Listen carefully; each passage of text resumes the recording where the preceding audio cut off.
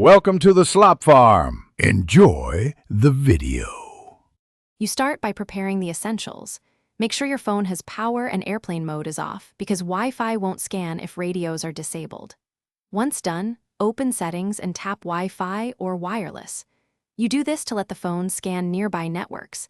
The scan lists SSIDs so you can pick the right one. If you see no networks, make sure the router is powered and broadcasting. This initial step gets you to the visible list you'll act on next. You now pick the SSID that matches your router. Tap it to begin authentication. Enter the password carefully. Wi-Fi passwords are case-sensitive, so use the on-screen keyboard to confirm upper and lower case.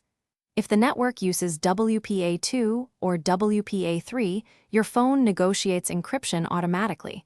That's why you see a progress indicator. Once connected, your device may ask whether this network is private versus public. You finish by verifying the connection. Look for the Wi-Fi icon and open a web page or app to confirm internet access. If connected but no internet, restart the router first, then your phone. This often resolves DHCP or routing glitches. If problems persist, forget the network and reconnect or check for router firmware updates.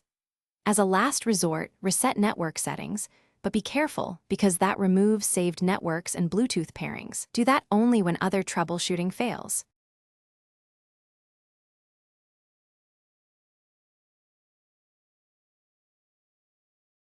Thanks for watching.